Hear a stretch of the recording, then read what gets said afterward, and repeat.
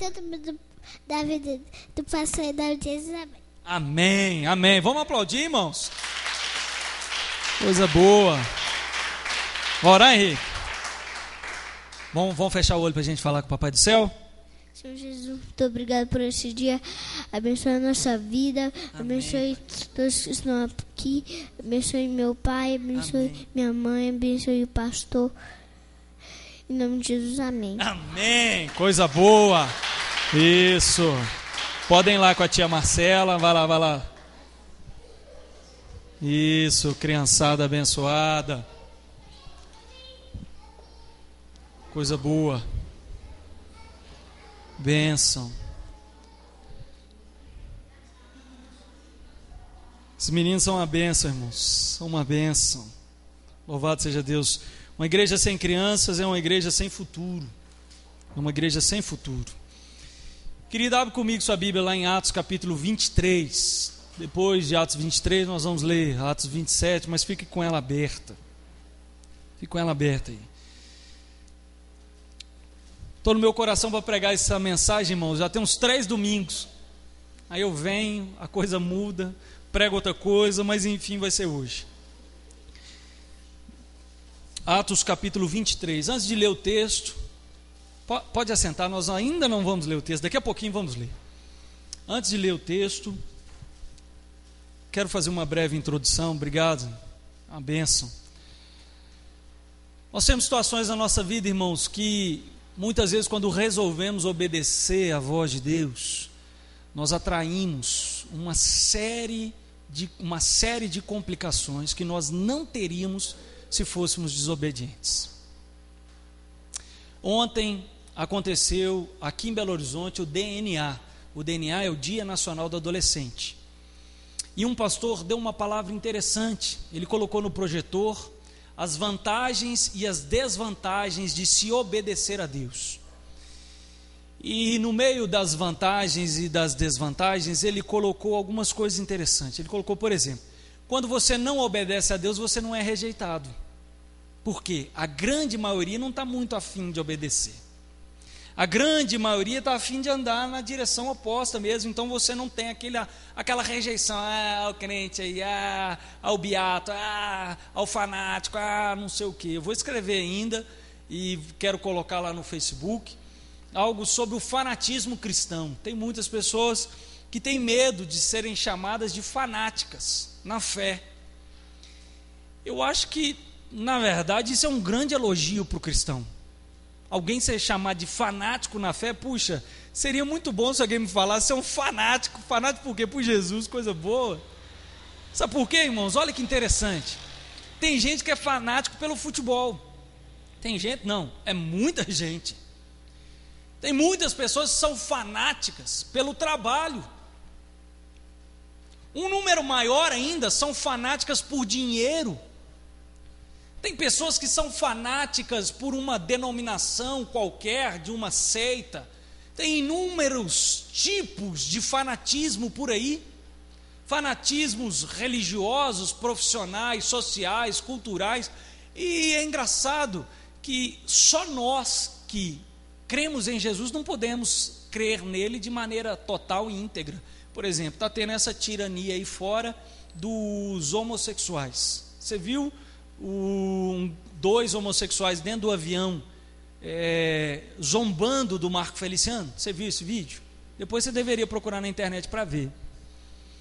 O Marco Feliciano entrou no voo, tinha 2 homossexuais, eles começaram a cantar uma música de um grupo que faz menção, faz apologia ao homossexualismo, e começaram a falar um tanto de bobeira com ele, dançando, e até tocando nele de maneira libidinosa.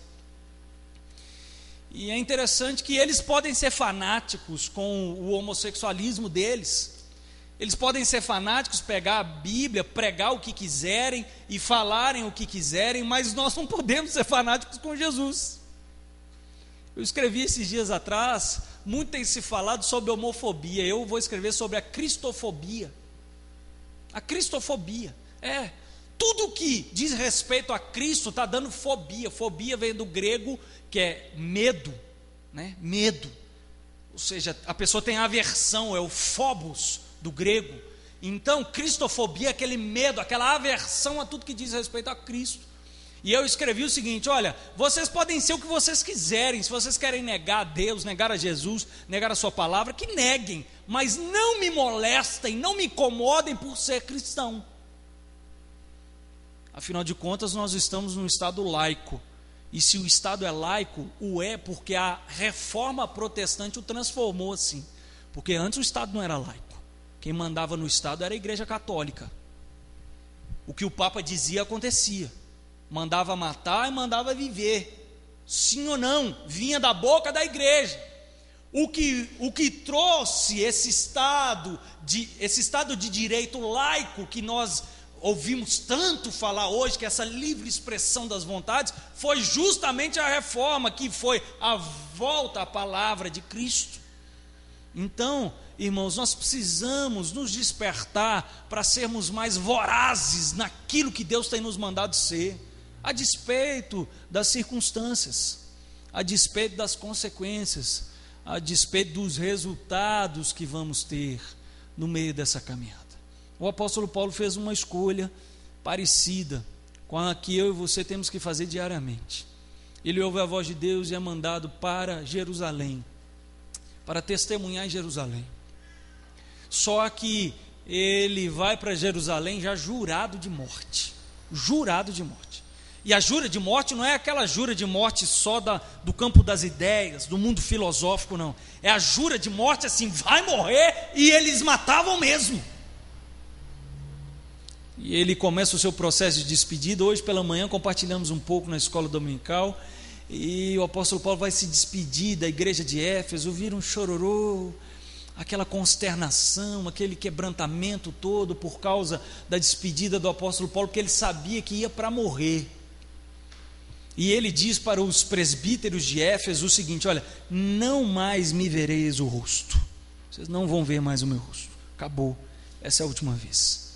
E começa aquele chororô todo, e o apóstolo Paulo chega em outra cidade. Quando ele chega em outra cidade, vem um profeta, tira o cinto do apóstolo Paulo, amarra as mãos e os pés, e diz o seguinte: assim como eu estou amarrado, o dono deste cinto será amarrado em Jerusalém. Assim como você está me vendo, assim vai acontecer com o dono desse cinto. Lucas e os outros discípulos que estavam com Paulo começam a falar com ele: olha, não vai não, cara, você está doido? Está vendo, está tendo até profeta falando que você vai morrer, que o povo vai montar em cima de você, larga esse negócio para lá, não mexe com isso não faz isso. Aí o apóstolo Paulo dá uma resposta, irmãos, desconcertante. Ele vira para aqueles irmãos e diz o seguinte: que chororô é esse aí? Que resmungação é essa aí? Para que vocês estão chorando desse jeito, tentando me quebrantar o coração? Olha, eu estou disposto não só a ser preso, a ser martirizado, seja lá o que for, como eu estou disposto a morrer por Cristo. Morrer por Cristo. E ele repreende aqueles que estavam querendo o seu bem, mas é uma repreensão no Senhor, tanto que os discípulos que ali estavam viram para ele e falaram assim: não, tudo bem, já que a gente não vai te convencer, vamos na força do Senhor, o Senhor tem alguma coisa nessa história. E o apóstolo Paulo vai para Jerusalém, querido, e quando ele chega em Jerusalém, o povo estava assim, alvoroçado por causa dele. Por quê? Moisés era quase Deus para aquele povo, e o apóstolo Paulo vem e diz que todos aqueles ritos judaicos, aqueles ritos mosaicos já não são mais necessários serem observados. A lei encontrou o seu cumprimento em Cristo Jesus. E o apóstolo Paulo fala o seguinte: olha, Moisés cumpriu o seu papel, acabou, agora nós estamos numa nova ordem, e essa ordem é que eu estou implementando, que é o reino de Deus e o derramado do Espírito Santo sobre vocês. Então, larga esse negócio para lá. Pronto, criou revolta.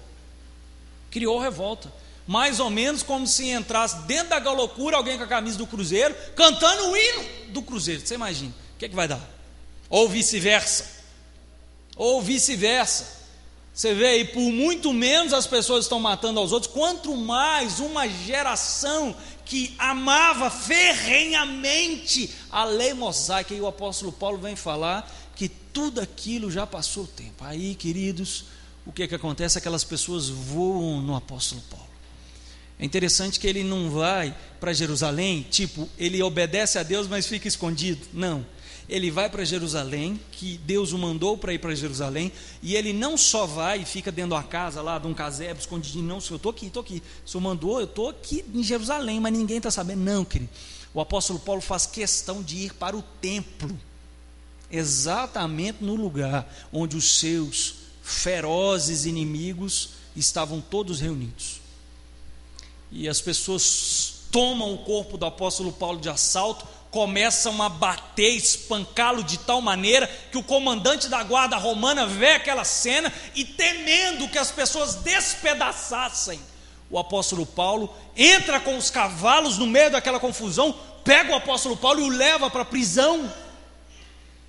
Chegando lá, ele vai saber que o apóstolo Paulo tem um título romano, algo que custava muito caro naquela época, e ele o tem por nascimento, e o tratamento ao apóstolo Paulo começa a ser um tratamento diferenciado por causa dessa titularidade, por causa dessa credencial romana que aquele homem tinha. Depois de ter sido fustigado com varas, depois de ter sido apedrejado, depois de ter estado em naufrágio muitas vezes, depois de ter sido abandonado pelos amigos, depois de ter sido, querido, alvo de injúrias, de mentiras, de toda sorte, o apóstolo Paulo retorna para Jerusalém e ali mais uma vez é espancado, é jurado de morte. E no meio deste contexto, Deus dá essa palavra para ele, de Atos capítulo 23, verso 11. Eu queria que você lesse comigo. Atos capítulo 23, verso 11. Vamos ficar de pé para a gente fazer a leitura desse texto? Na noite seguinte, o Senhor, pondo-se ao lado dele, disse, vamos ler todos juntos? Coragem, pois do modo...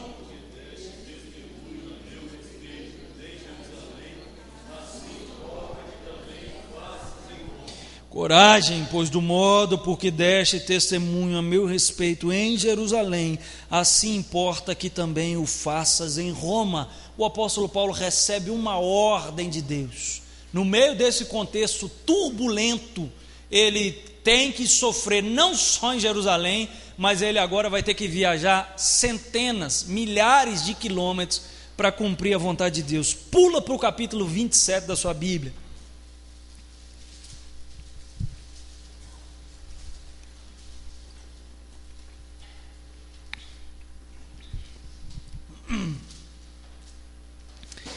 Diz assim o texto: quando foi decidido que navegássemos para a Itália, entregaram Paulo e alguns outros presos a um centurião chamado Júlio. Ô mãe, foi daqui que você tirou meu nome?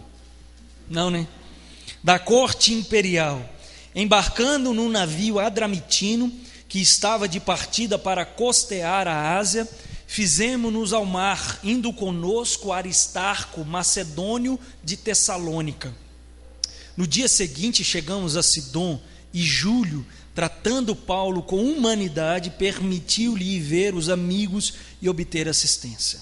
Partindo dali, navegamos sobre a proteção de Chipre. Vamos ler todos juntos?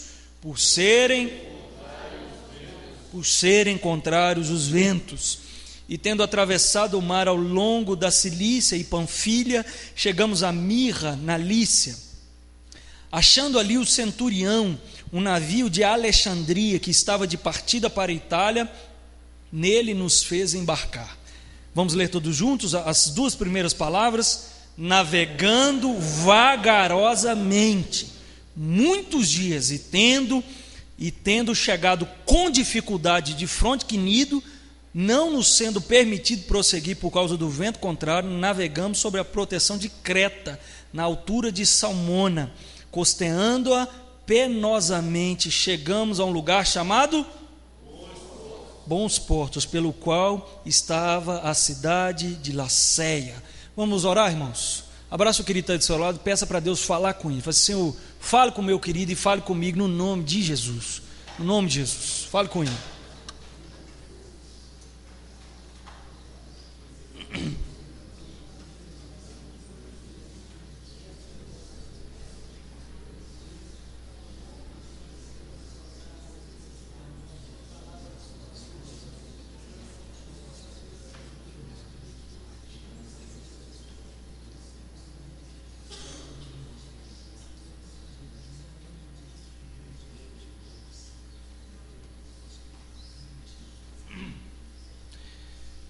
Pai Santo, eu te peço no nome de Jesus que o Senhor alimente o nosso espírito essa noite, Pai, e nos alimente com a Tua palavra. A Tua palavra é a verdade, ela que liberta, ela que transforma, ela que cura, ela que renova, ela que salva, Pai. Portanto, no nome de Jesus, que o Teu povo que veio aqui hoje até a Tua casa, que eles possam sair daqui alimentados pela Tua palavra, no nome de Jesus.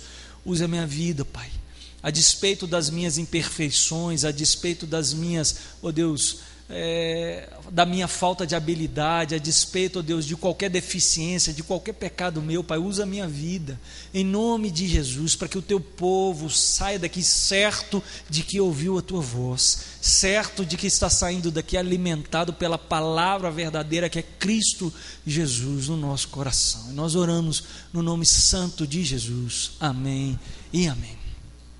Nesse contexto turbulento, querido, o apóstolo Paulo recebe uma ordem: coragem, coragem, coragem. Da mesma forma que você testemunhou em Jerusalém, eu necessito que você testemunhe em Roma. Coragem. Ei, irmãos, vou te falar uma coisa, e se tem uma coisa que nós necessitamos, carecemos, é de coragem para cumprir a vontade de Deus. Muitas vezes a vontade de Deus, para falar a verdade, 99,9% das vezes a vontade de Deus é diametralmente oposta à nossa. O que eu estou querendo dizer? O meu coração quer ir para a esquerda, mas a vontade de Deus é que eu vá para a direita. A grande maioria das vezes é assim, e o é por quê? Porque ainda habitamos num corpo de morte. Ah, querido, se tem a luta interior, também há a luta exterior. Deixa um jovem falar numa sociedade como a de hoje, aos 14, 15 anos, que é virgem na escola. Antes isso acontecia talvez aos 20, 21, 22 anos. Agora é 13, 14 anos, já tem essa discussão. Deixa uma jovem não querer usar uma roupa que é mais indecente, que mostra o corpo. Vai sofrer rejeição sim. Vai ser excluída, vai ser marginalizada dentro da própria escola. Deixe você, querido, na sua empresa, no seu trabalho, ser fiel desde o início até o fim naquilo que você propor a fazer, e você certamente vai sofrer perseguição. Resolva, querido, pagar todos os impostos, resolva chegar no horário, sair no horário, resolva, querido, fazer as coisas certas, resolva falar a verdade. Ei, querido, certa vez eu falei, inclusive com a minha família, que ultimamente a gente não precisa declarar guerra para ter inimigos, não. Não precisa declarar guerra. Para a gente ter confusão com alguém é só falar a verdade. Para arrumar inimigo é só falar a verdade, querido. É só pautar e preceituar a vida na palavra de Deus que a gente arruma inimigo. Por quê? Porque hoje a tendência é caminhar de maneira relaxada. Caminhar de maneira descompromissada, de maneira desleixada. E repare bem, queridos, quando eu e você tomamos uma decisão de fazer A ou B em prol do reino de Deus, como tudo conspira contra. Não, agora eu vou levantar mais cedo para poder orar e ler a Bíblia antes de ir para o trabalho, porque depois do trabalho eu chego tão tribulado, que eu não tenho nem cabeça para ler. Aí é impressionante, a cama parece que te algema. Não é assim não? Parece que ela faz carinho em você à noite, assim, aquela coisa, o telefone desperta, você não ouve, aí você ainda reclama, o telefone está estragado, está nada, é o ouvido que ficou surdo, está tapado, porque está com sono demais. Tem gente que já usa a Bíblia como sonífero, né? Mas é uma outra questão, estou sem sono, vou ler a Bíblia, misericórdia, mas não é por isso não. Mas faz, querido, um propósito de não comer tal coisa, de não beber tal coisa, de um jejum para Deus. Faz, querido, você vai ver, todo lugar que você for tem aquilo. Todo lugar que você vai, o povo te oferece aquele negócio. Todo lugar. Certa feita eu fiz jejum de Coca-Cola. A miséria daquele líquido preto exerce um domínio sobre a gente. Outro dia eu brincando, gente, as ideias de jirico, aluno é aluno em qualquer lugar, né? Estou lá no seminário e o professor dando uma aula séria sobre escatologia, coisas futuras, e como vai ser os novos céus, nova terra, e aquelas coisas filosóficas, e falando um tanto de coisa assim, tem uma corrente tal, não sei aquela outra, e todo mundo tenso, aquela aula assim. Eu falei assim: reverendo, por favor. Aí ele me olhou: pois não, Júlio? Eu falei: reverendo, eu tenho uma tese. Aí os meninos já me olharam: não vai vir nada que presta. Eu falei assim: reverendo, na minha opinião, no céu vai ter rios de Coca-Cola. Irmãos, qual que o homem arrancou o sapato, tacou na minha cara? Não, e eu continuei indo. Eu falei assim: e como não vai ter morte no céu, a picanha vai brotar na árvore. A gente vai pegar e fazer um churrasco. Nossa Deus, gente. O homem queria me matar, mas foi bom que relaxou, o povo descontraiu. Por que eu estou falando disso? Esqueci. Da Coca-Cola. Isso, Coca-Cola. Faz um propósito, querido, aquele jejum assim: não vou mexer com isso, vou largar, vou abandonar esse troço. Querido, toda hora vem um com aquela garrafa até branca assim, ó. Toma aí, abençoado. Aí você olha para ele: não, obrigado. E a boca está assim: não, obrigado. Querido, esse mundo conspira contra as coisas de Deus. Quando a gente faz um propósito de vir na reunião de oração, quando a gente faz um propósito de vir na escola dominical, faz um propósito de caminhar com Deus, seja ele qual for, querido, parece que tudo conspira contra.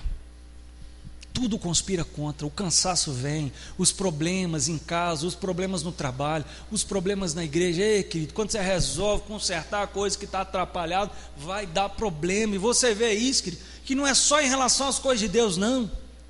Quando vem um abençoado que denuncia qualquer erro aí que você vê nesse mundo aí fora, normalmente eles apagam o camarada. Ele não dura muito tempo. Olha o prefeito Celso Daniel, do PT.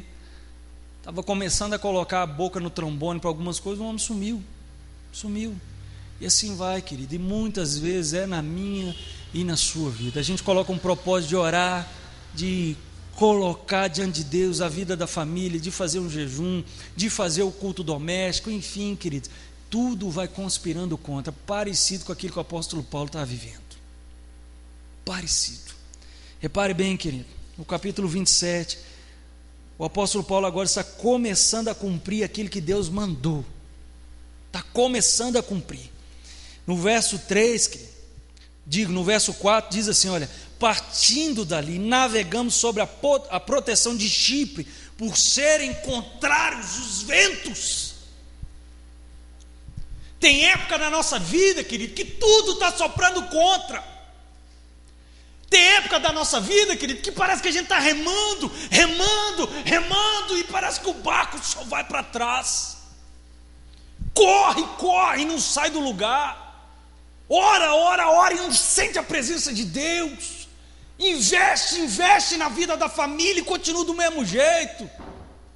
Se quebranta, humilha, pede socorro e pede ajuda e nada acontece. Pelo contrário, mais e mais dor de cabeça, mais e mais tribulação vai nos acometendo. Nesse momento, querido, nós precisamos ter uma convicção íntima no coração, uma convicção certa de que foi Deus que nos chamou, de que foi Deus que nos deu aquele caminho para trilhar. Meu querido irmão, apesar de Paulo estar no centro da vontade de Deus, apesar dele estar cumprindo exatamente aquilo que Deus mandou, apesar dele estar sendo fiel, extremamente fiel àquilo que Deus mandou, isso não o isentou de problemas. Nós temos algumas ilusões na vida cristã, nós temos algumas infantilidades na fé, que muitas vezes nós pensamos assim: puxa, mas agora eu estou fazendo tudo do jeitinho que Deus manda, eu estou fazendo do jeito que Deus manda, olha só, mas não foi isso que Deus me mandou fazer, querido. Mas inúmeras e incontáveis vezes, querido, inúmeras e incontáveis vezes, os ventos começam a soprar cada vez mais rígidos, cada vez mais fortes, cada vez mais impetuosos na nossa vida. E nesse momento, querido, só a convicção de que Deus te deu aquele caminho para trilhar, de que foi Deus que te levantou, de que foi Deus que te chamou, a convicção no seu coração é a única coisa que vai te dar a paz para você prosseguir. Convicção de que aquele é o propósito de Deus, a convicção de que não vale a pena ceder, a convicção de que não vale a pena voltar atrás, de que nós não somos daqueles que retrocedem, a convicção de que aquele que põe a mão no arado e olha para trás não é digno de Cristo, a convicção de que Deus prometeu que aqueles que forem fiéis até o fim receberão a coroa da vida eterna. Querido, o mundo não vai te ajudar a caminhar com Jesus não, tá? Não vai. Os amigos do trabalho não vão te auxiliar a caminhar com Jesus. O vizinho não vai trabalhar, não vai cooperar para que você esteja firme. Pelo contrário, querido, muitas, incontáveis vezes, aquele que levanta o calcanhar contra a gente está dentro da nossa própria casa. Está dentro da nossa própria casa. Às vezes o inimigo está dentro de casa. É o filho que fala com a mãe que a mãe virou beata. Credo, mãe, você vai na igreja de novo? Pelo amor de Deus, você só quer saber de ir na igreja. É o marido que reclama com a esposa: não vai sair, não vai, porque eu estou mandando. Aí nessa hora quer mandar, e mais nada quer mandar na vida, mais nada. Não quer cuidar das contas, não quer cuidar das crianças, não quer fazer nada, mas nessa hora quer mandar. A esposa que fala com o filho ou com o marido que não é para ir à igreja. Eu tive um caso assim. Inclusive fui chamado na casa para poder conversar, porque a mãe estava falando com a moça que não era para ela ir na igreja não, que ela ia à igreja uma vez na semana, estava de bom tamanho. Se for para boate ou para qualquer outro lugar não tem problema. Agora, para ir para a igreja, para buscar as coisas de Deus, tem problema. Muitas vezes, irmãos, aquele que levanta o calcanhar contra a gente é aquele que está caminhando do nosso lado, querido. E esses ventos vão batendo, querido, vão tirando muitas vezes a nossa alegria, a gente vai perdendo as forças, a gente vai ficando desanimado e fala: eu não vou dar conta, e não vai dar, o barco vai afundar. Por os ventos serem contrários, eles costearam a ilha de Chipre e navegaram penosamente. Queridos, a palavra de Deus diz que é com grande dificuldade que o justo é salvo. Portanto, onde vai comparecer o ímpio na presença de Deus? O reino de Deus é feito dessa dificuldade, desse suor mesmo, queridos, de que muitas vezes eu e você falamos, investimos e parece que a coisa coopera contra. É igual o menino. Às vezes quando você fala com o menino não pega isso, é a mesma coisa que você ter falado assim: pega. Menino não faz isso, ele vai lá e faz. Menino não vai em tal lugar, ele vai, igualzinho, é idêntico. E todas as coisas vão conspirando contra. Olha, meu querido irmão, deixa eu te dizer uma coisa: essa noite é noite de você relembrar que o Senhor tem um chamado, um propósito na sua vida, e Ele não quer que você desista. A despeito das dificuldades, a despeito das adversidades, a despeito dos ventos contrários, o Senhor te quer de joelhos diante dele, mas de pé diante desse mundo. Porque é assim que o homem permanece de pé nesse mundo, de joelhos diante de Deus, de joelhos, querido, de joelhos diante de Deus. Repare bem o nosso Senhor Jesus, quantas e quantas adversidades o nosso Senhor enfrentou para cumprir a vontade de Deus. Os grandes homens na fé, as grandes mulheres na fé, todos enfrentaram imensas dificuldades para cumprirem a vontade de Deus. Querido, está sendo zombado, está sendo ameaçado de perder o emprego, vai perder uma oportunidade, uma porta aberta. Querido, a pessoa falou que nunca mais vai olhar na sua cara. Se você fizer a vontade de Deus, meu querido irmão, pague o preço. Pague o preço. Não ceda aos ventos, não desista de remar. tenha a convicção clara de que o Senhor está com você nas lutas que você está vivendo. Ele está com você, meu irmão. Tenha essa convicção clara de que foi o Senhor que mandou que eu e você sejamos fiéis até a morte. Até a morte. Convicção, querido, mesmo quando os ventos são contrários. Não se iluda de que obedecer à palavra de Deus vai fazer com que todas as portas sejam abertas. Não se iluda com que fazer a vontade de Deus vai fazer com que todas as pessoas tornem pessoas amáveis, pessoas generosas para com você. Não, muito pelo contrário. Quando você repreende alguém, quando você repreende uma prática, quando você quer mudar uma postura, seja num grupo, seja em você, seja onde for, e essa mudança de postura é para a glória de Deus, saiba, certamente vamos enfrentar oposição. Certamente vamos enfrentar oposição. E nós muitas vezes achamos que pelo fato de cumprir a vontade de Deus vai tudo dar certo. Ou muitas vezes oramos e falamos assim: mas Senhor, eu estou fazendo do jeitinho que o Senhor mandou, Pai. Não foi assim que o Senhor me mandou fazer, eu estou obedecendo. Conversando com o pastor Dalmo lá em São Paulo, sobre uma pessoa que a gente conhece, e que passou muitas dificuldades na vida. Estávamos conversando sobre o que fazer, como ajudar, de que maneira. E o pastor Dalmo disse o seguinte: olha, eu não tenho certeza, mas a sensação que eu tenho é que essa pessoa está um pouco revoltada com Deus.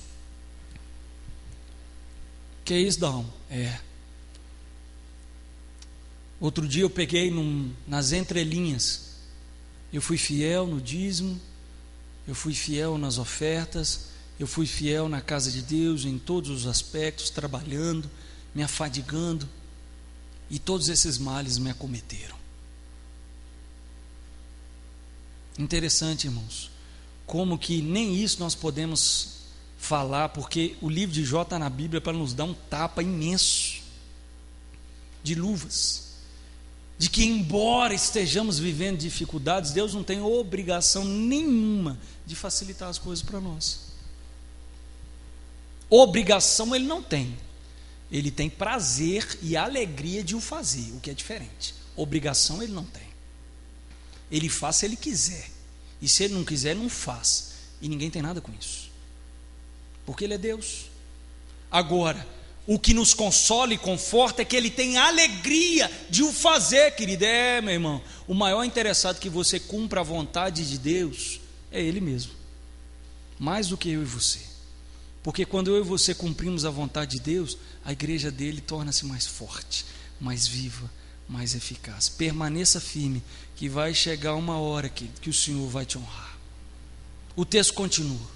A convicção é aquilo que dá graça ao apóstolo Paulo, para ele permanecer firme ali naquele lugar. E o texto continua dizendo o seguinte: olha, e tendo atravessado, o verso 5, e tendo atravessado o mar ao longo da Cilícia e da Panfilha, chegamos a Mirra, na Lícia. Ali, achando o centurião, um navio de Alexandria, que estava de partida para a Itália, nele nos fez embarcar. Vamos ler todos juntos? Navegando vagarosamente. Queridos, depois da tribulação, depois dos ventos contrários, depois que tudo conspirou contra, parece que para tudo. Parece que para tudo. Agora é o seguinte: nem perseguição para te deixar agitado tem mais, agora parou tudo. Parece que estamos numa bolha, num mundo sozinho, a gente não se sente mais em paz na presença de ninguém, ninguém nos faz companhia mais da maneira com que fazia, o coração está aflito, a cabeça está atribulada e tudo em volta parece que está congelado. Navegando vagarosamente muitos dias, e tendo chegado com dificuldade de fronte querido, não nos sendo permitido prosseguir. Queridos, tem hora que as coisas param mesmo. Você trabalhou e nem resultado contrário você vê mais, porque antes pelo menos o contrário você estava vendo. Aí quando você vê o resultado contrário, você pensa assim: puxa, eu devo estar agradando a Deus, né? Porque a Bíblia diz que todos quantos querem viver piedosamente hão de ser perseguidos. Então, se eu estou sendo perseguido, legal, beleza, maravilha. Eu estou sendo agora, né, alvo da perseguição porque eu cumpri a vontade de Deus. Não, querido. O apóstolo Paulo, depois de ter passado por ventos rígidos que bateram o navio para lá e para cá, e de que eles navegaram com uma dificuldade imensa, agora parou tudo. Parece que Deus cerrou o céu. Parece que Deus cerrou a nossa oração. Parece que você não sente mais a presença de Deus. Parece que você não ouve mais a pregação não entra no coração, não entra na cabeça, não entra na alma, não desafia, não faz mais nada. Acabou, congelou. Ei, querido, nessa hora nós precisamos gritar a Deus e falar assim: Senhor, me relembre do meu chamado, Pai. Me lembre do meu chamado. Me lembre por que o Senhor me colocou nesse lugar. O que o Senhor tem para mim nisso? Querido, agora nem desprezo da parte dos outros você tem mais. Você tem absolutamente uma pessoa nula do seu lado. O marido não fala mais nada, a esposa não fala mais nada, o filho é um zero à esquerda, tudo está parado. Trabalhou, e as coisas não andaram, não frutificou. Plantou, semeou, tirou do bolso, investiu tempo, investiu carinho, investiu oração, investiu um monte de coisa. Repare bem, irmãos, que o apóstolo Paulo poderia, humanamente falando, não ter ido para Roma. E se ele não tivesse ido para Roma, certamente não estaria sofrendo todos esses percalços e todas essas dificuldades que ele está passando agora. O navio, o que o leva agora na direção da morte, porque poucos anos depois ele é decapitado em Roma. O apóstolo Paulo agora está vagarosamente. E aí dá um desânimo, fala sério, não dá não? Eu acho que na hora da tribulação, na hora da perseguição, a gente ainda tem uma motivaçãozinha. Não, deu errado, vamos tentar de novo. Agora quando não dá nada, quando não acontece absolutamente nada, quando nada muda de lugar, irmãos, é absolutamente dilacerante. Eu não sei você, querido, mas parte o meu coração quando eu estou conversando com alguém, algo muito sério, e a pessoa está fazendo de conta, está prestando atenção em você. E ela sai da sua presença, vira as costas como se não tivesse ouvido nada. Vai embora e nem tchum para você. É terrível, querido, quando você senta, conversa, fala, entra aqui e sai aqui. A pessoa simplesmente te ignora. Aquilo não move uma palha na vida da pessoa. Aquilo não move 1 centímetro, 1 milímetro para lado nenhum. Não faz diferença nenhuma. Aquele total desprezo. Isso na vida pessoal, irmãos, sem contar na vida profissional, na vida familiar, nos sonhos que você investe, agora nem errado dá mais, agora não dá nada. Você prega em casa e nada acontece, querido. Você não vê as coisas se movendo, querido. Nós precisamos colocar o joelho no chão e falar assim: Senhor, me lembro do meu chamado. Não é hora de desistir. Não é hora de abandonar a obra no meio do caminho. Não é hora de simplesmente virar as costas e deixar as coisas incompletas. Não é hora de deixar a obra pela metade. Não é hora, querido. Mesmo que você não esteja vendo os resultados, mesmo que você não esteja vendo nada se movendo, mesmo que não tenha nenhum vento contrário, mesmo que nada esteja acontecendo, peça a Deus, querido, para encher o seu coração da certeza de que foi Ele que te chamou, e persevere, mesmo que quem esteja do seu lado não esteja mudando da maneira que você talvez sonhe, mesmo que a conversão não tenha chegado para o marido, para a esposa, para o filho, persevere, meu irmão. Não desista da sua igreja, não desista do ministério que Deus te deu, não desista. Não é porque não deu resultado nos primeiros dias que não vai dar resultado nunca. Não é porque não deu certo agora que nunca mais vai dar certo. Ei, queridos, eu falei aqui, eu lembro há 15 dias atrás, que muitas vezes esperar pela resposta faz parte da resposta.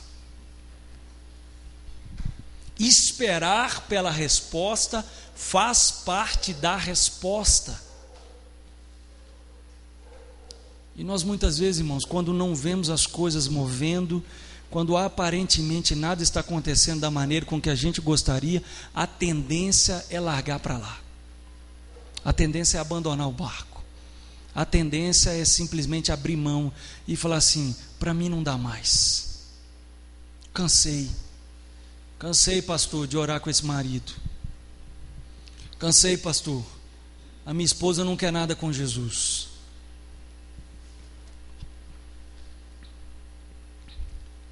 Cansei, pastor, vou sair desse emprego. Cansei, não vou estudar mais não, pastor. Aqui esse trem não entra na minha cabeça não, vou largar esse negócio. Cansei, não vou procurar emprego mais não. Pastor, já investi e nada mudou. Falei, nada aconteceu. Pastor, você quer saber? Deus falou aqui, o senhor comentou aí do texto de Malaquias 3:10, que era para eu ser fiel nos dias das ofertas, só que as bênçãos não vieram não, pastor. Parece que garrou, está congestionado em algum lugar aí, está no engarrafamento. Será que tem engarrafamento nas bênçãos de Deus aí no canal aí? O que aconteceu? Às vezes parece que nada está acontecendo, irmãos. Nada está se movendo, nada está mudando de lugar na nossa vida, e a gente lutou. Querido, clame a Deus para Ele te lembrar do seu chamado. Clame a Deus para Ele abrir os seus olhos e mostrar que mesmo quando as coisas parecem não estar andando, Deus está agindo. Olha que interessante a vida de Elias. Veio um vento forte, Deus não estava nele. Depois veio outro forte, Deus não estava nele. E veio um tanto de coisa e Deus não estava nada disso. E Deus vem justamente na brisa. Nem sempre, querido, as coisas de Deus vão acontecer com um mover sobrenatural. Nem sempre as coisas de Deus vão acontecer de maneira miraculosa, de maneira estupenda, de maneira espetacular, de maneira assim, sobrenatural. Não, querido. É o dia a dia que Deus trabalha.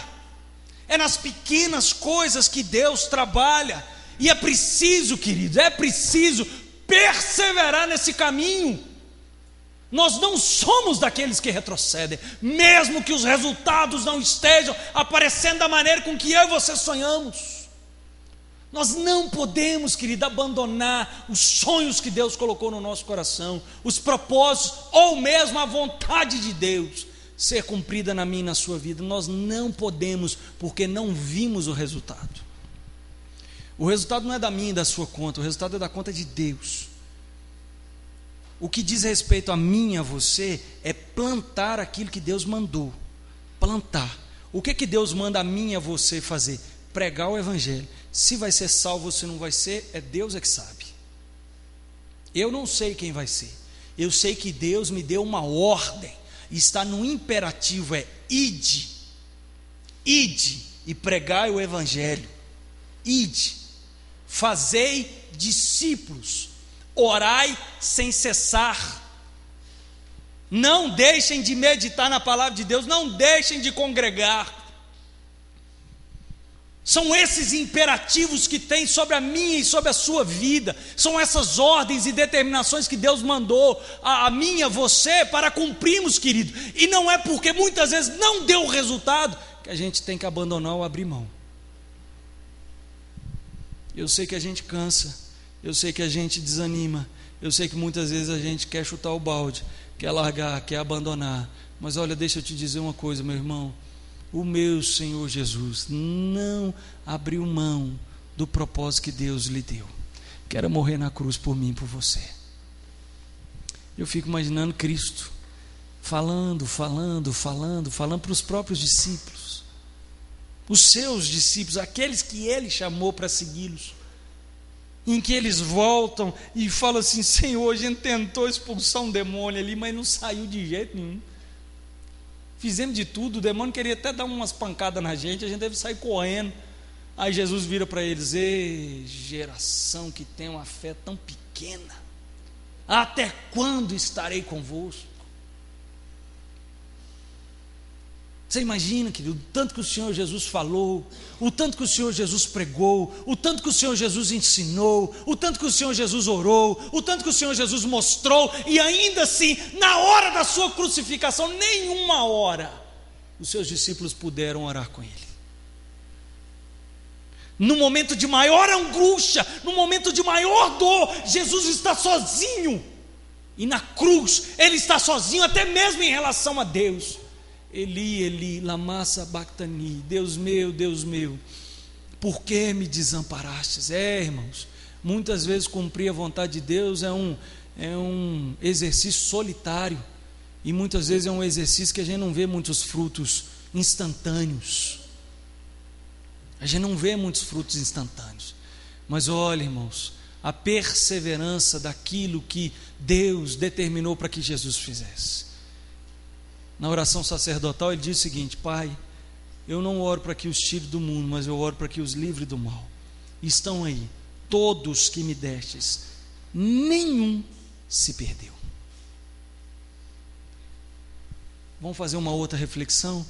Na minha e na sua vida, quantas vezes Deus está falando para a gente abrir mão, mudar, modificar a postura, e nós estamos insistindo no erro?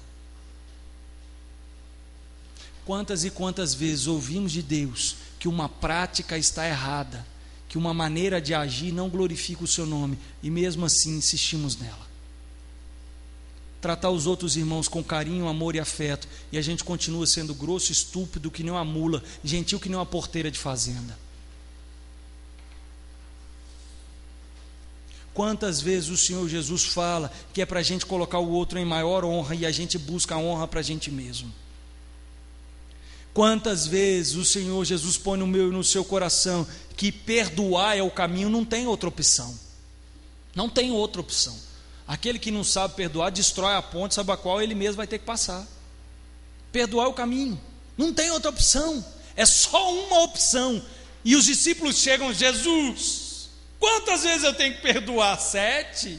Aí o outro bonitão fala assim: mas quantas vezes? 7 vezes 7. Aí é como se Jesus falasse assim: é 1 zilhão versus 1 zilhão, infinitamente, quantas vezes forem necessárias.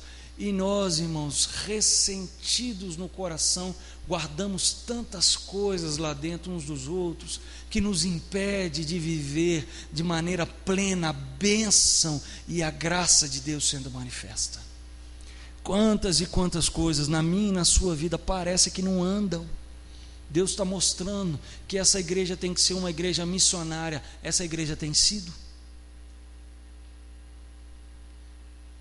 Deus está mostrando que eu e você, pessoalmente, particularmente falando, temos que ter um compromisso com a obra missionária. Eu e você temos tido.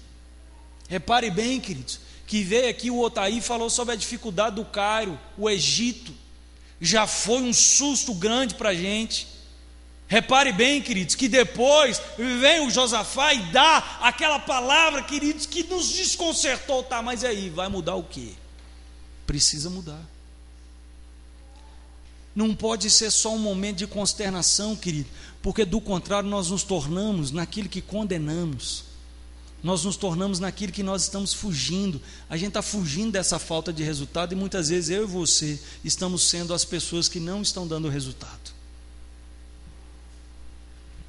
Nós estamos querendo distância. Meu Deus, eu orei, fiz isso e não deu certo. E talvez, querido, Deus esteja assim: pois eu usei a vida do pastor, usei a vida do livro, a vida do escritor que escreveu o livro, usei a vida de fulano, de Beltrano, que falou com você e não mudou. Querido, parece que as coisas não andam. E o apóstolo Paulo continua, depois de ter navegado com ventos contrários, depois de parecer que tudo parou, que nada saiu do lugar, esse homem chega num lugar chamado o quê? Qual que é o nome do lugar? Onde? Bons Portos. E agora é uma brisa gostosa. Agora a vela vai virar para o lado que a gente precisa. Bons portos. Interessante, querido. Qual é o verso que nós lemos em primeiro lugar? De qual capítulo? Foi do capítulo 23. E o que o capítulo diz? O que o verso diz? O 11. Pode continuar. Coragem o quê? Por quê? Pela maneira pela qual testemunhou em Jerusalém, importa que você testemunhe. Onde? Onde mesmo, irmãos? E o apóstolo Paulo chegou onde? Bons portos não é Roma. Muitas vezes na nossa vida passamos por grandes dificuldades, grandes tribulações, grandes adversidades, ventos contrários, depois uma paradeza grande, aí a gente chega num lugar de conforto e a gente sente que está na hora de parar. Acomoda, aqui virou o meu bom porto, aqui virou o meu porto seguro, tá bom, o que eu já fiz já está legal, já deu, não, já trabalhei demais, já fiz muita coisa, olha o que eu já ofertei para a obra missionária, o que eu já participei de reuniões de oração, o que eu já fiz, e que eu já trabalhei, o que eu já me doei, o que eu já me gastei em prol do evangelho, tá bom, já cheguei no meu bons portos, pastor, já aposentei, pastor, aposentei, está na maravilha, ó, na benção, pastor, agora eu entrei para a faculdade.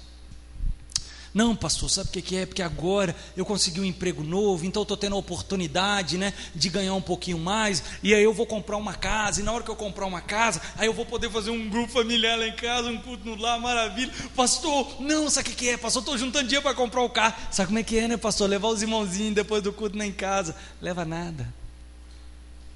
O carro vira o Deus, o coração, a casa vira o ídolo. E muitas vezes, querida, aquilo que nós buscávamos, que parecia que era a nossa realização, faz com que eu e você estagnemos. Deixa eu te dizer uma coisa, bons portos não é Roma.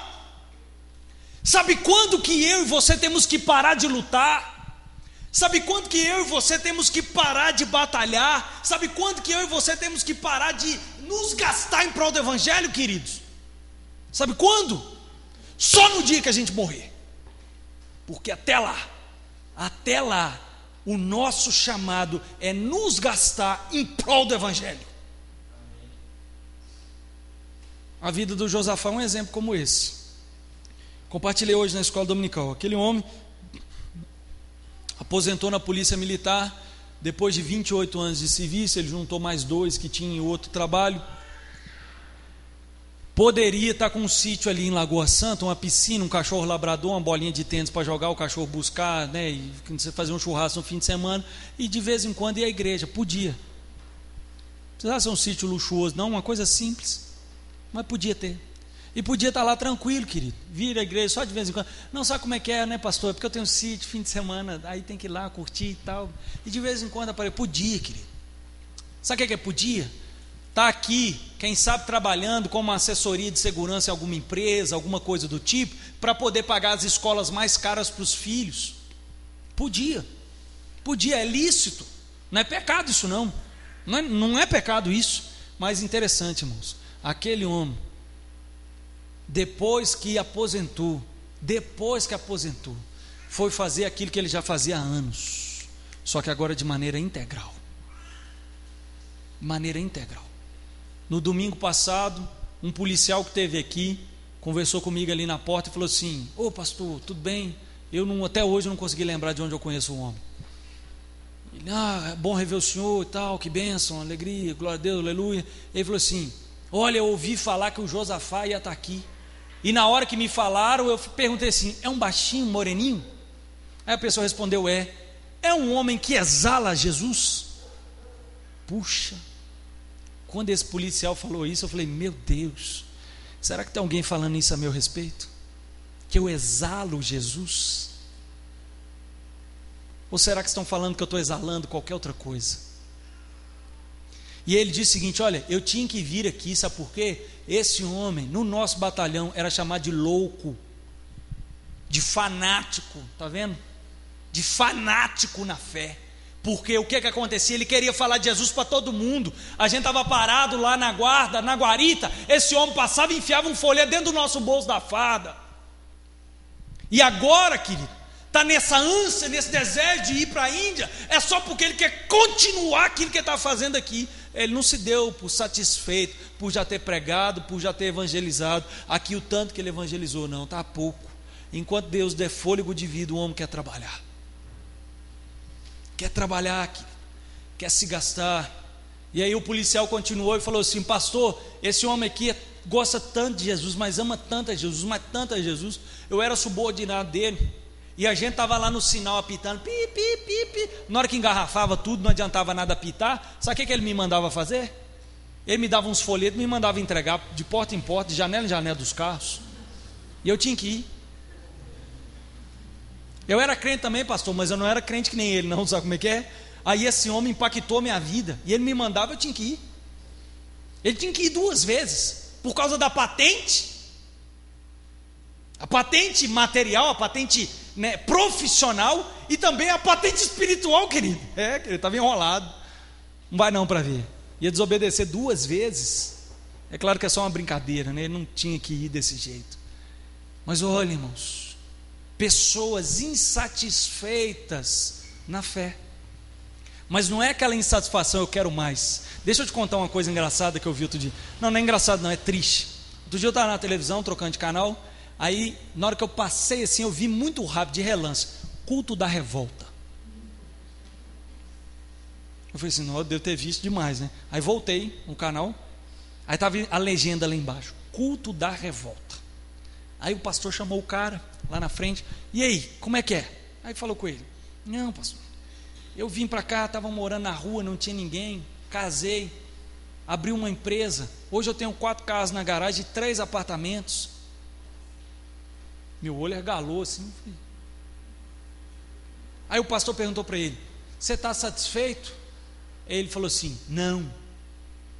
Aí o pastor perguntou de novo: o que você está? Ele: eu estou revoltado. O pastor perguntou de novo: você está revoltado com o quê, meu? Porque Deus tem que me dar mais. Se fosse eu, irmãos, eu pegava o microfone e atravessava a cabeça do cara. Miserável. Sabe o que o pastor virou e falou para ele? Bateu nas costas dele e falou assim: vai nessa revolta que Deus vai te abençoar. Quase que eu voei na televisão, assim, de cabeça, para destruir minha televisão inteira. De raiva, de ódio. É isso que está sendo pregado aí, queridos. E talvez isso esteja muito distante da minha e da sua vida, mas talvez numa pequena escala esteja presente. Talvez numa pequena escala o meu e o seu coração esteja desejando justamente os bons portos. Talvez eu e você numa menor escala estejamos buscando, é um lugar de paz, de calmaria, é um lugar de bonança, é um lugar de frutos vistosos e gostosos, é um lugar onde tudo acontece da maneira com que a gente deseja e sonha. Não, querido, o Senhor Jesus nos chamou para viver no meio de espinhos, abrolhos e no meio de lobos. Sabe por quê? Porque dessa terra eu e você somos peregrinos e forasteiros. Eu e você temos que viver incomodados mesmos, irmãos. Sabe por quê? Porque senão a gente senta, a gente acomoda e acha que está bom, e já deu, maravilha, não, já alcançamos, ó pastor, já conseguimos fazer o que a gente queria na igreja, está bom. Não, olha, querido, nunca vai estar bom.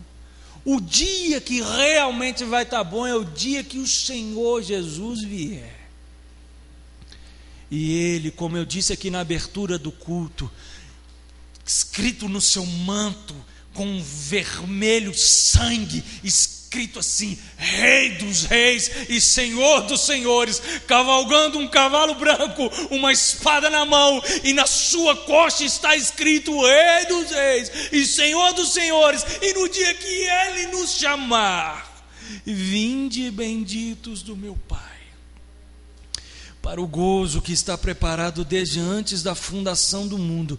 Vinde, é nesse dia que a gente vai falar: agora está bom, agora eu cheguei em bons portos. Mas por enquanto, querido, por enquanto são lágrimas, por enquanto são espinhos, por enquanto é dificuldade que a gente vai passar.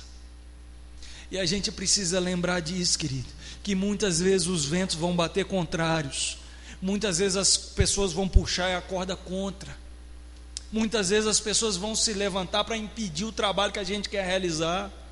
Muitas vezes essas pessoas serão de dentro da nossa própria casa, querido, nos puxando para baixo, sempre com palavra de dizendo, você não vai dar conta, você não presta, você nunca fez isso bem, tem muito tempo que você não faz. Muitas vezes é assim, querido, na fé, no trabalho. Não adianta estudar para passar para concurso, não, porque concurso é tudo vendido, ou tudo comprado, seja lá o que for. Não adianta você fazer isso, não, que não vai dar certo. Larga esse menino para lá, larga esse marido para lá, larga essa esposa para lá. Que muitas vezes os ventos são contrários.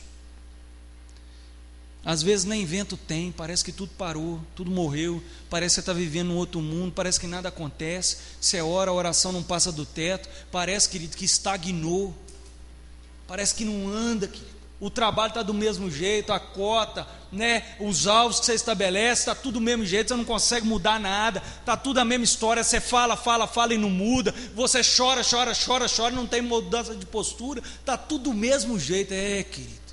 E tem hora que o vento bate do lado que você está precisando, tem hora que Deus abre as janelas dos céus, com bênção sem medida, e derrama sobre a sua vida, e as coisas começam a andar, as coisas começam a fluir, as coisas começam a encaixar, o fruto começa a aparecer. Querido, mas deixa eu te dizer uma coisa, Deus mandou com que Paulo fosse para onde? Roma. O lugar que você está ainda não é o céu que o Senhor te prometeu. O lugar que você está, embora por um breve momento você talvez esteja colhendo algum fruto benéfico dessa vida, ainda não é o lugar que o Senhor te chamou. Bons Portos não é Roma. Mas nessa história toda, querido, relembre que Deus tem um chamado para você. Persevere mesmo quando as coisas não acontecerem da maneira com que você desejou e sonhou. Persevere. Deus persevera em mim, em você todos os dias. Ele não persevera em mim, nem desiste de mim, não é porque ele acha que um dia eu vou consertar, não tem nada a ver. Ele persevera, investe em mim, não desiste de mim, é por causa da palavra dele mesmo, porque eu nem entro na história, é porque ele prometeu, e ele prometeu, ele vai cumprir, é por isso. E Deus falou, querido, que estaria conosco todos os dias, e Deus falou, querido, que lutaria as nossas lutas. Deus prometeu que nós seríamos mais do que vencedores em Cristo Jesus. Então não é a minha vitória que eu tenho que buscar, é a vitória de Cristo na nossa vida. E no dia que os ventos baterem a favor, no dia que a coisa começar a andar do jeito que você estava querendo, no dia que as coisas começarem a fluir, a acontecer, não pense que está bom, viu, meu irmão? Não se acomode, não fique em paz, não fique tranquilo, despreocupado, achando que já cumpriu tudo que tinha para fazer. Bons Portos não é Roma.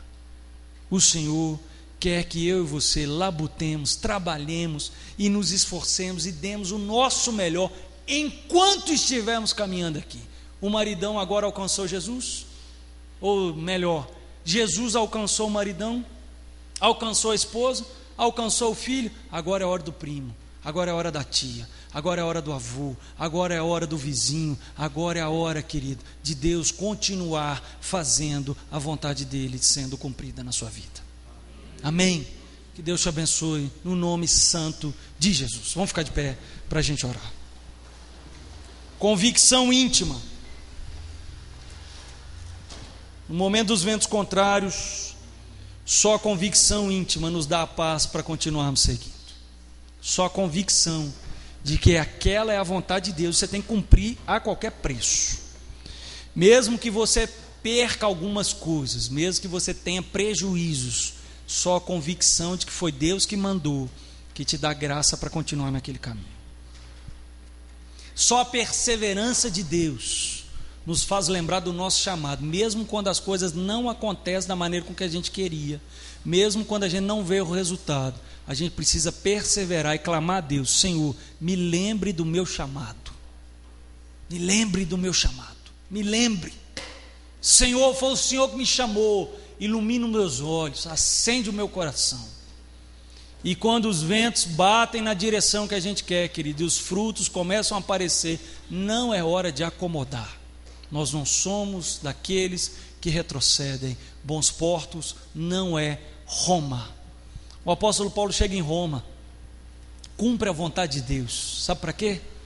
Quando ele chega em Roma, querido, ele prega para toda a guarda pretoriana. O pretório era aquela guarda real que cuidava do imperador, que cuidava ali daquela região principal de Roma. Ele prega, muitos se convertem. Roma torna-se um grande berço do evangelho para o Ocidente. Inúmeros e incontáveis missionários saem de Roma e começam a evangelizar todo mundo. Querido, Deus tem uma obra muito maior para fazer na sua vida do que aquela que Ele já fez.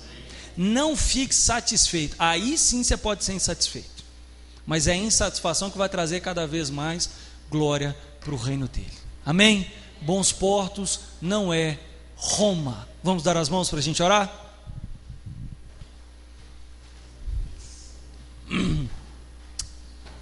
Quero pedir aos irmãos que estejam ainda em oração. Ainda tenho mais uma semana lá em São Paulo. Amanhã cedo vou para lá de novo. E, irmãos, vou dizer uma coisa: é ruim demais, viu? Terrível. Quando eu revi os irmãos aqui, me deu uma alegria, fiquei numa paz, numa tranquilidade. É tão ruim na terça, na quinta não poder ver os irmãos, durante a semana encontrar um ou outro durante o dia. É terrível, terrível. Então você, querido, que tem a oportunidade de estar aqui, não deixe de vir na reunião de oração, não deixe de vir no culto, porque Deus fala. Deus fala. Por quê? Porque Ele vai usar tal pessoa? Também, mas Ele fala porque Ele quer falar e pronto, acabou. Entendeu? Deus fala porque quer falar, irmãos, a despeito da pessoa que está lá. Então não deixe de vir, esteja firme nos propósitos aqui de oração e no culto, e domingo que vem, com a graça do Senhor Jesus, a gente está aí. E aí acabou esse ano, acabou esse trem de ir lá para São Paulo. Amém? Amém? Eu quero fazer uma homenagem aqui. Eu não falei até agora, mas eu quero fazer para o meu pai. Cadê meu pai? Não estou vendo ele. Está ali. Solomeu, você é uma bênção na minha vida, viu? Você é uma bênção. Mesmo sem falar muita coisa, o Senhor me ensina muito ainda. Que Deus continue te sustentando, fortalecendo. Eu tenho orgulho de ser chamado seu filho. Viu? Chorou? Eu também. Coisa boa, irmãos, coisa boa. A gente tem alegria nos nossos familiares. Eu tenho alegria nos meus pais. Eu os tenho como heróis para mim. Heróis.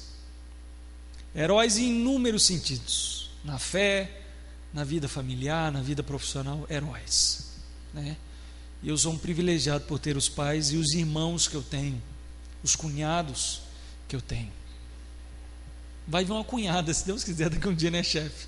Vai vir, se Deus quiser, vai ser a única cunhada, mas vai vir. Amém? Pai, então Deus te abençoe mais uma vez. Mãe, Deus te abençoe também, que muitas vezes foi pai e mãe na caminhada, né? Nem sempre é só pai e é só mãe. Amém? Vamos orar. Pai, muito obrigado por esse dia que o Senhor falou conosco, Deus. O Senhor trabalhou na nossa vida, oh Pai, desde o carinho, o afeto, o cuidado, o amor com os familiares, sobretudo com o pai, com a mamãe, que muitas vezes é papai e mamãe.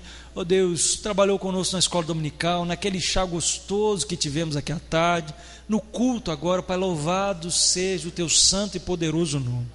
Nos dê graça, Pai, a permanecer firmes, ó Deus, no propósito de cumprir a Tua palavra, no propósito, ó Deus, de fazer a Tua vontade, no propósito, ó Deus, de fazer aquilo que o Senhor mandou, a despeito dos resultados, a despeito das circunstâncias, ó Pai, a despeito das adversidades.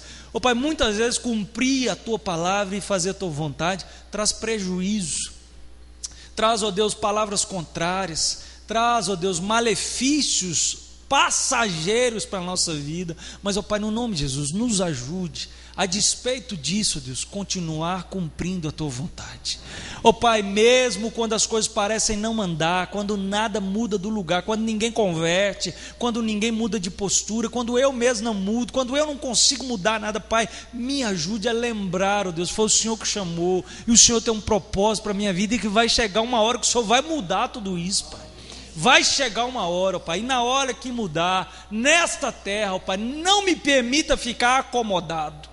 Não me permita ficar, ó Deus, sentado, achando que agora está bom, que conquistei e que está legal, agora a família está com Jesus, mudei de emprego. Não, Senhor, tem misericórdia. Que o Senhor coloque uma insatisfação santa no nosso coração, uma insatisfação abençoada, que é a insatisfação que busca a cada dia glorificar, exaltar e honrar o Teu santo e poderoso nome. Faz isso na minha vida, faz isso na vida dos queridos que estão aqui essa noite. Nós oramos no nome santo e poderoso de Jesus. E agora, meu querido irmão, que a graça do Senhor Jesus, o amor de Deus, o nosso Pai, e as doces e sempre eternas consolações do Espírito Santo sejam sobre você, a sua família, a sua casa, o seu trabalho e sobre qualquer lugar que a planta dos seus pés pisarem, e desde agora e para sempre, e no nome de Jesus. Amém. Amém. Dá um abraço no querido que está do seu lado e fala com ele: eu tenho a convicção de que Deus me chamou. E você, meu querido visitante,